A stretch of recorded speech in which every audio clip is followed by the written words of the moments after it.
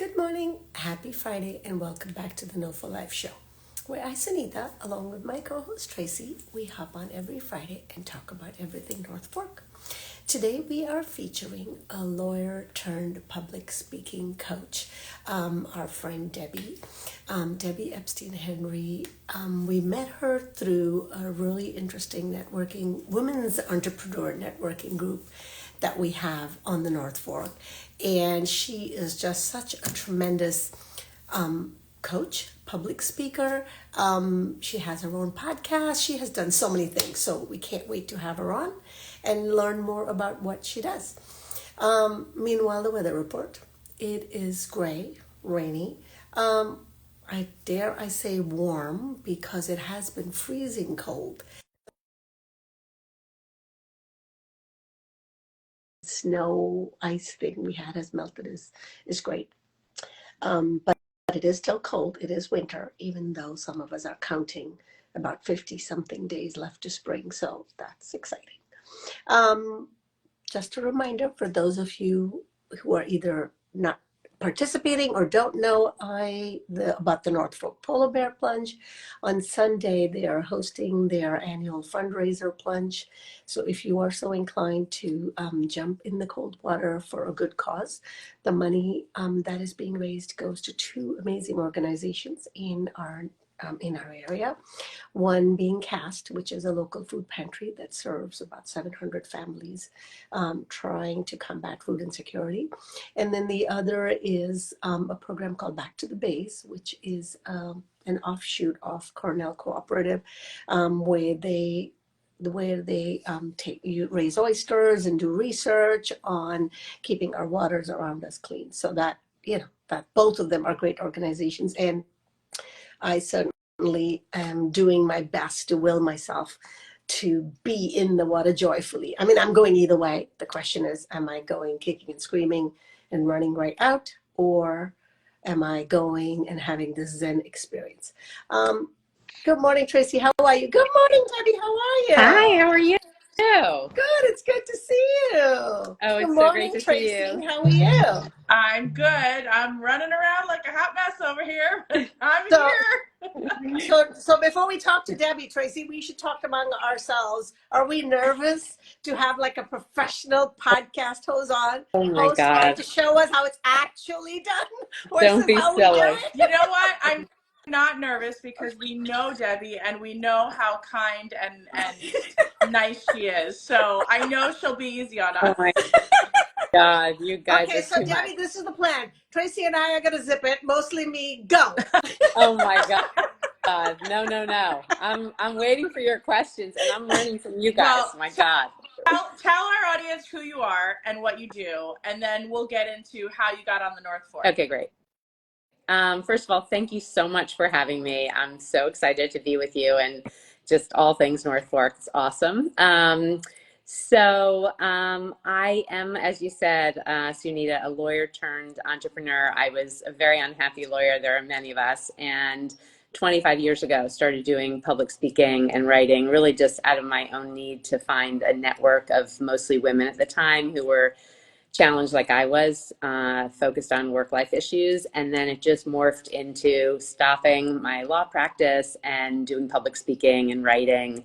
And it's really what I love to do. And I feel like there's such a need for support of all the issues in the workplace beyond doing your day job, whatever you're doing every day, and then sort of all the extras that make people happier and more successful in their careers and their life outside of work. So interesting. I want to hold on, just quick for a second. I want to pause 1 second because, like I was saying, we met in the web group, and in the web group, web is Women Entrepreneur Business. We go around the circle and kind of talk about who we are, and it's so interesting that not so often, but many times, women will talk about how they're a recovering lawyer, and It's so interesting to me that that's a profession that many people that takes a lot of study, a lot of years devote to, and then at some point when they get to that peak, pivot and do something else. So that's just fascinating to me that you're not the only individual that has done that after all that work. Yeah, it's so true. And there are so many unhappy lawyers. And actually, when you look at the data around lawyers, a lot of times we have lower resilience and things like that that contribute to dissatisfaction. But what's interesting is that for me, at least about half of my work has been in the legal industry for 25 years, working with clients who, want to be working on the topics that I work on around communication and self-advocacy and things like that. And so for me, at least, it's been gratifying because I feel like, well, at least I'm still working in the industry. And you found what you like. You found what you like to do. Absolutely. Most importantly, yes. Well, tell us a little bit more about what you do speak on and what you help these clients on, because you talked about, advocacy and all that. So talk about that a bit. Sure. The umbrella is communication with confidence. And so it's again, all the skills in the workplace that differentiate those people who thrive and those who wither. So what is that? So it's networking and building relationships. It's self-advocacy, which is basically a polite word for self-promotion. How do you toe that line between demonstrating your value without being that obnoxious self-promoter? It is public speaking and communicating with confidence. And that's everything from having a one-on-one conversation, building a team. Let's say you own a restaurant and you have to motivate the team. Like, how do you inspire your team and make them feel engaged and really invested? Or you run a store and you feel like you want your employees to feel ownership and connectedness. So public speaking and communication with confidence is really like from whether you're on a stage or you're giving a toast at a friend's wedding to, again, inspiring people in every day. Another big topic I speak on is around feedback, the get and the give. So how do you give feedback in a way that's constructive but supportive? And also, how do you get the hard feedback and accept it and not be self-defensive? And one more that's been popular lately is around sponsorship. And that really is like a sort of amped up version of mentoring. And how do you cultivate sponsors and get people who can be strategic and helpful in your career and really develop you? You know what I found is really interesting, because as an entrepreneur, the two first things that you talked about don't always go hand in hand. So I'm just gonna say someone might be really confident in speaking to large groups and speaking to their employees or their team, but might have difficulty with self-advocacy. Right. So it doesn't always go hand in hand. Just because you're confident in one avenue doesn't mean that you're confident in another. It's exactly right. And actually the sort of crystallizing thing for me is recognizing that so much success around communication is knowing your audience. So maybe that public speaker has done her research in terms of who's that audience and how to connect with them. Let's say it's like a North Fork entrepreneurial audience, and knowing the local businesses and knowing the vibe and the feel. But then, they just haven't done that work in self-advocacy, maybe to get promoted in their workplace. And they haven't really done that work to connect with that person who they have to have the hard conversation with, let's say. So it is a different set of skills. Sorry. What does it? And being a leader and being a team leader is a lot of times also about supporting and enabling somebody else, right, to rise. So it's so much easier to sort of back somebody else and be their cheerleader. But when it's time to be your own cheerleader, that critic in your head starts talking, right. And then, you're listening to that critic rather than the leader that showed up for somebody else. That's exactly right. But part of what I really try to do that I hope really connects for other people is to figure out storytelling, to be able to use storytelling or be able to advantage other people in your own self-promotion. So, an example would be that, let's say both of you get wonderful recognition for NOFO Live. You're just getting great visibility, and it's just this tremendous thing. And we're part of this amazing web group of women entrepreneurs on the North Fork. If you forwarded, a recognition you got, let's say in the North Forker magazine for NOFO Live being an incredible thing, and you forward it to, let's say, Melinda, who's our fearless leader, and said like, FYI, and it would feel like sort of like, it's kind of a little obnoxious, even though you're entitled to it and it's legit, it'd feel kind of awkward. But let's say you instead forwarded that recognition to Melinda and said, this is really exciting that our work on the North Fork is getting recognition. I'd love to see if we could feature web, and in doing that, really elevate the profile of web in doing that. What you've done is you've forwarded that same recognition. You're still self-promoting, right? But rather than just being sort of like, hey, aren't I fabulous? What you're doing there is saying, how can I use our successes as a way to amplify the work of this amazing women's network on the North Fork? So when you can think about either some sort of story, or if in this case, aligning your own self-promotion with something else that's a wonderful organization that you want to amplify, that's a way to have a win-win. Wow. So at the beginning of your description of what you do, it sounded like you work more with sort of corporations, but do you also work one-on-one with clients? How does it work? What's been really interesting, and I like to share this advice for entrepreneurs just generally, is pay attention to what people seek you out to do. Often other people are better indicators of your strengths and where you can fill needs in the market than you are. That's been very informative with me in my career. I often find like people will ask me to do something, I'll be like, no, go to so-and-so, I'll make a referral.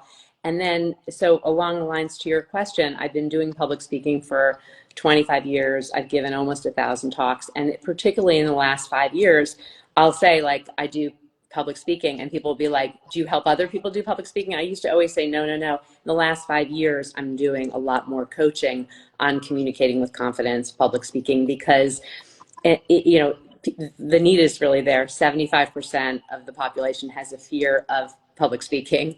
But the other piece of it is it's really empowering to be behind the scenes now, to not just be on stage, but to work with people who are struggling with something, who are really talented, and they just need a way, not just to have the content and do the work, but to be able to communicate and connect with people in demonstrating their value. And for so many people, that gap is really, really profound. That's amazing. I'm interested in the storytelling aspect that you were describing, because part of what Tracy and I are trying to do here is really showcase everything about the North Fork, right? And mostly it ends up being the entrepreneurs and the small businesses, because that is really how the North Fork runs. Right. There are no big box stores. Everybody here is either a creative in arts or creative in business. So I think, that really resonates with me. And Tracy, you and I need to do, like, I don't want to say a better job, but really a better job of telling the stories, outside of this chat, which is great, which we love. But I think I really like the idea of showcasing through storytelling of, what is going on, how they got here, and what is being done today. Yeah. So yeah. Need to marinate on that a little bit for us. Yeah. I really think storytelling is a way to message who you are, what's important to you. But most importantly, their stories are so much more memorable than, just kind of general recommendations. And what you want in storytelling is to hopefully resonate with who you're speaking to. And most importantly, they then take that story and apply it to their own lives. How can they parent differently? How can they run their business differently? All those sorts of things. I was talking to an entrepreneur on the North Fork a little while ago about different items on a restaurant menu. And we were talking about feedback. And she was saying that, well, she asked her team, what do you think we should change up about the menu? Now, she's the boss. Everyone's like, oh, the menu's fabulous. And so I just said, well, wait, why don't we change this up? And instead of having you just, ask your team what needs to be changed, say, there are 2 things on the menu that I'm taking off for next season. And I'm just curious if you guys agree that the same 2 items should be moved, And then everyone said, like, the Cobb salad and the burger. Like, it's like, those were the worst things on the menu, but nobody was speaking up about it. So the reason, but rather than just tell somebody, oh, speak to your team differently, tell that story, for example. And then, people who are leading teams in small business on the North Fork can think, like, next time I ask for feedback from my team and I'm the boss and they're too intimidated to give it to me, frame it as a mandate, like with the menu, like 2 things are going off. And then, then people will be more honest, let's say. So interesting. My wheels are spinning over here, because I personally am a very good storyteller. Mm-hmm. But what I struggle with in taking this to the next step is, like, how do I hone in on what story this person needs to hear versus this person? How do you help clients with that? So let me give you an example of that. Okay. So I mentioned before, one of the most powerful things about communicating in my mind is knowing your audience. And I'll give you a story along these lines. I'm actually with one of my 3 sons right now. And it's a story about him. So when my 3 boys, when we raised our kids, my husband and I are New Yorkers, but we raised our kids in the Philadelphia suburbs. We lived there for 23 years. And when my 3 sons were, were 12 and under, they were constantly negotiating with us to get Xbox. And they were like, we are in fact the only family, in the Philadelphia suburbs without video games. And this is, a travesty. And they were constantly like, it's going to help our hand-eye coordination, all this other crap, and we were super dismissive, And so the holidays were approaching, and Spence, my middle son, who was 10 at the time, prepared a PowerPoint, because of course this is what you do when your mom's a public speaker. My kind of person, yep. And it's like suggested gift ideas for the holidays. And one slide was these like boys playing video games on a couch. And then in the corner was a picture of my husband and I toasting with a glass of wine. And he's like, Spence said, listen, if you and Dad get us Xbox, we'll leave you alone. You'll get some time alone. And at the time it was like both of us working full time, 3 crazy kids, 12 and under. And I just looked at my husband. I was like, well, that's great. I'm like, this is it. Like, we're Debbie. That's great storytelling. And let me help us help you. Yes. And, but that is like, he knew his audience, like the hand-eye stuff. Like, and then we were like, oh, it's so, it doesn't have any value, whatever. And apologies for anybody listening who is into video games. Sorry. But that's me not knowing my audience, because I'm sure there are some of you out there, but forgive me. But the point is that story is about knowing your audience. He figured out his parents were exhausted. They needed some time alone. And like that was the ticket was. If I share that story as a public speaker and people are working on trying to figure out who their audiences are, they'll remember that story. And honestly, like I'll see somebody 5 years later and they're like, how's Spence doing? Are they still into video games? I'm like, they're over it, whatever it is, but it's a reference point. And again, most importantly, how can I help somebody else? And if they can remember it and make it relevant to their own life, then, that's a service that we can provide, right? Yes, great example. So you mentioned living 23 years in South Philadelphia. How did you end up on the North Fork? So, my husband and I are New Yorkers. My parents built a house in West Hampton the year I was born. And at the time, and I'll just, I'm 56, it was like 1967. I mean, nobody was going out there. I went to like West Hampton day camp. Let me say, first of all, of course people were out there, but it was not like the scene it was now. Anyway, so that was really my whole childhood. That was my connection. My family is super close. We're affectionately known as the cartel.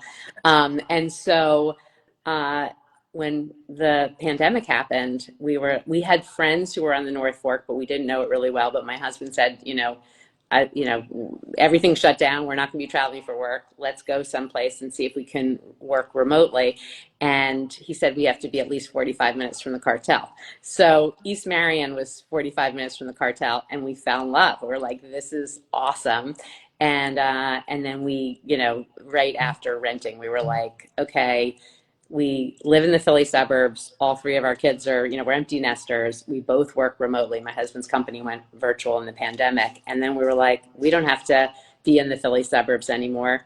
Let's move. And so we just pretty rashly, pretty recklessly, we just started looking for a house. We sold our Philly house and we moved here in December of 20. And, we fell in love with it. So that was that. Kind of crazy. It is, and you're not alone in that story, because so many people, that was the impetus to get them out here. Well, it also sounds like, based on your life transition, it was the right time to do it, right? Yeah.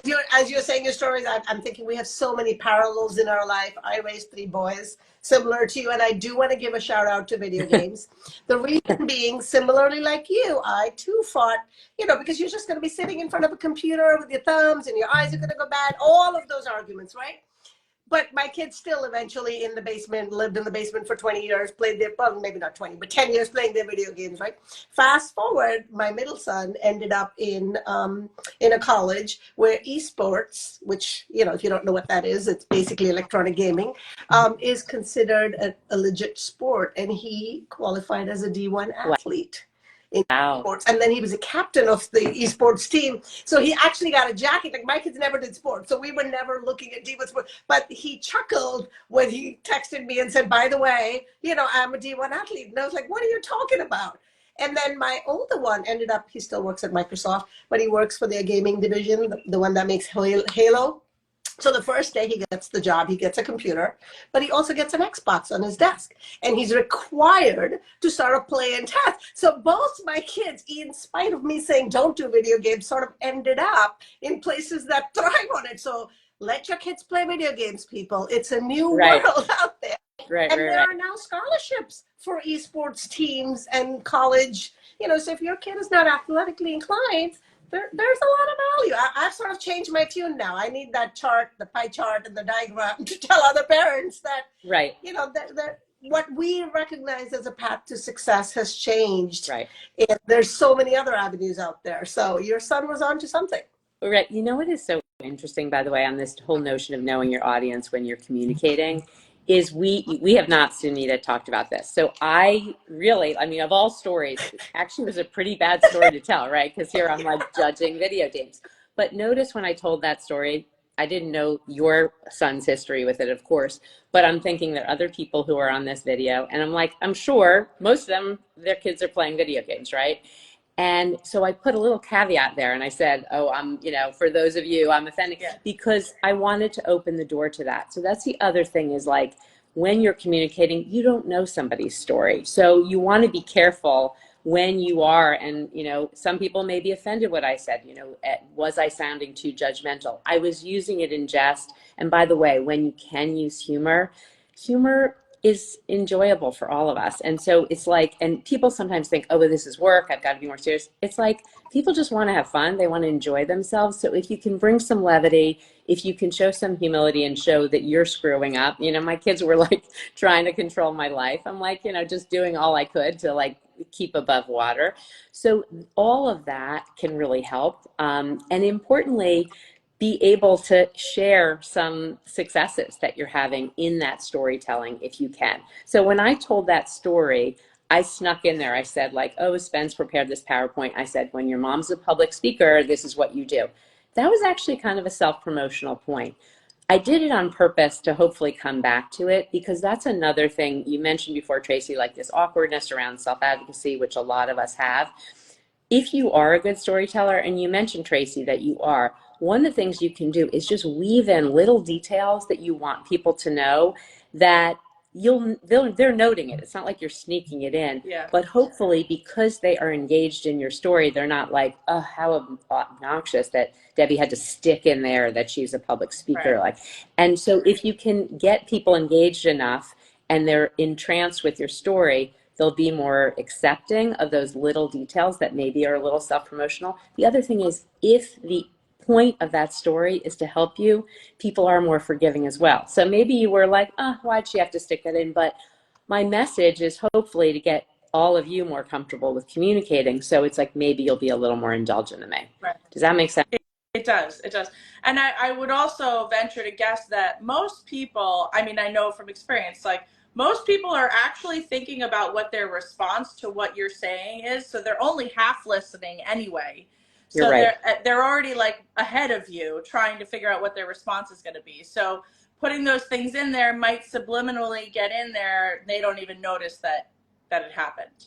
But you're bringing up a really important point, which is, to me, the other essential feature around being a good communicator is being the listener. So we're sitting here, you're asking me all these generous questions so I can share about myself. You guys are spending every week profiling North Fork entrepreneurs and businesses. How can we help you? Ooh, I like that question. Tell us.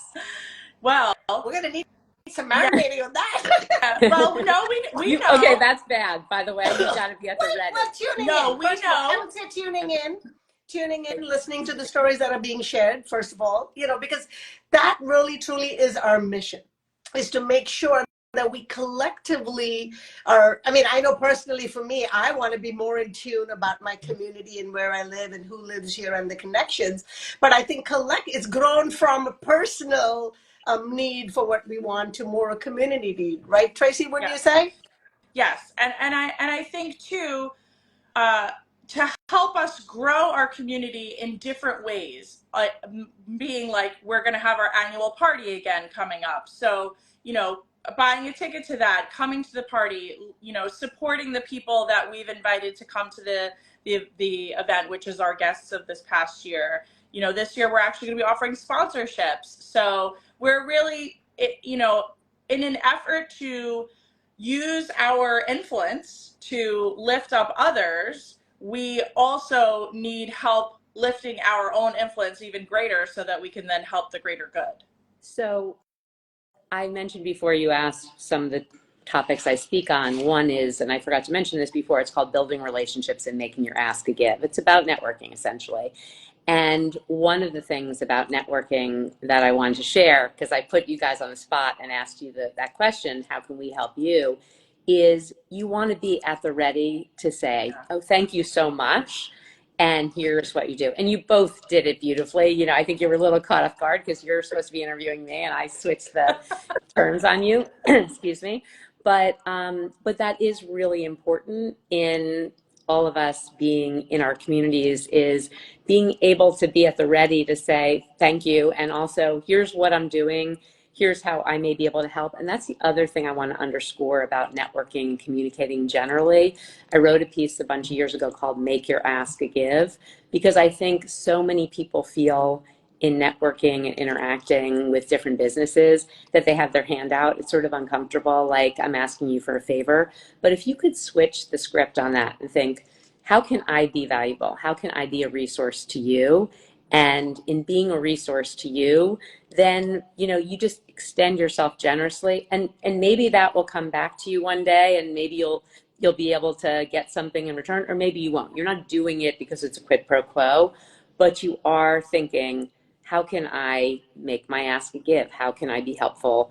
And sometime, with good karma, some of it will come back to me, and some of it, hopefully, somebody else can benefit from. Well, I have to say, Debbie, your experience is shining through in how confident you are in your message and how clear you are in your message. And it's very clear you have a lot to offer to a lot of different people. I want to, before we jump into the rapid fire, Tracy, I do want to touch on a podcast that you do host, Debbie. Do you want to talk a little bit about what that is and how people can watch it? Sure. And thank you, Tracy and Sunia, both for, again, having me, and also your kind words. And we're all figuring this out. And by the way, part of the communication is having the humility to say, I screwed this up, or that wasn't a particularly good event for me. And we're all doing that and all learning. So that's part of this too, is just, you hear me. I mean, I do this for a living, and I'm saying or really, it doesn't have to be perfect.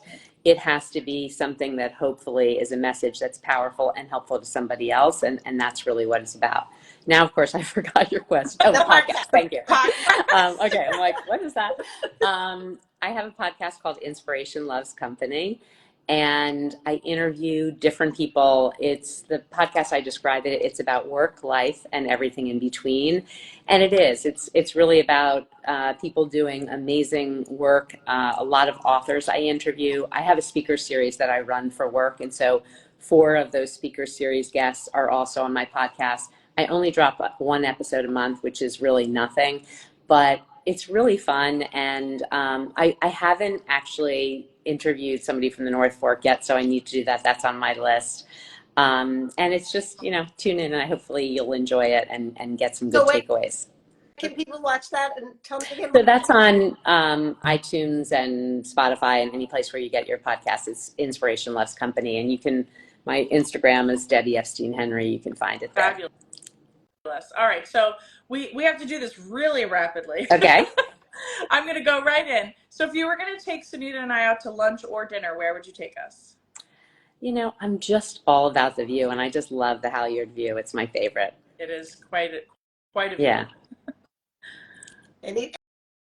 any time of the day or night. So I guess the second follow-up question, and you might say the same thing. The sunset. Yeah, sorry about that. Yeah. Well, you said you're short on time, so I'm trying to be respectful. Or are you a sunrise person? You know? You know what? I actually am both, but if I had to choose one, I am more the sunset. Awesome. And brewery, vineyard, mocktail, cocktail, where would we find you? Oh, all. Okay, I guess that wasn't the question. I do love Rose Hill. I just think it's a beautiful setting, although they take the reservation thing kind of threw me off this past summer. I like Leave. I mean, I like so many places. Reservations? Hold on. You can't just walk in anymore? I think you had to belong now. I don't want to misspeak, but I think that is the case now. And a lot of the vineyards have become reservation only. I know, like Contra Costa, for example, somebody said to me, even if you walk up, you can't go and you have to step out, make a reservation. And so I think a lot of I know about Contra Costa that you definitely can't walk in. Yeah. But I think a lot of them are kind of, even if you book the same day, it's not that they're not available. It's just they'd rather have a reservation system. Yeah. Because then they can keep track of groups and not have buses and vans. Exactly. There's so many I love, though. Really, it's like I can't. It's hard to pick. Yeah. Okay, so if you're cooking at home, is there a farm stand that you like to go to? No, I actually love Bayview. I just love it's just so vast, and I love their pies and everything. Yeah. They have pies? Oh yeah. Yeah. Yeah. I'm just so distracted by so much that they have. I guess I never paid attention to Go in and go to the left. There's so much outside. Why am I going in? It's just, I don't know, it's just, everything is just amazing there. Yeah. I agree. Okay, so if you could sum up for us in one or two words why you love being a part of the North Fork community. One or two. Yeah, I love the warmth. I love that it's alternative. It's edgy and funky, but it's also doesn't have the attitude. It's so salt of the earth and authentic and it's eclectic. I think it's really cool. Well, we concur. Well, Debbie, thank you for being on. I feel like this is one of the episodes where you dropped so many gems that I feel like I may have to go back and rewatch a couple of times to absorb it all. But I thank you for sharing so much of your wisdom. And like Tracy said, your confidence and your skills really shine through. So thank you for offering that. And you do coach one-on-one. So if people do want to follow up with you, they can find you on Instagram. Sure. I'd love to help on, businesses as well, but definitely one-on-one. And my website, which is my name, has all the details. I really want to thank you both and tell you that I'm going to do my best to help amplify your message. I think it's a great one. I think it's a wonderful way to capture our community. And this has just been a real delight. I'm really happy that we got a chance to chat. So thank you, Debbie. We look forward to you helping us, get to the next level, if you will. Happy to help. Thank you, everyone. Thank you, Debbie. Bye. Enjoy the weekend, and I hope to see some of you at the Plunge on Sunday. Bye. Take care. Bye. Thank you. Again. Great.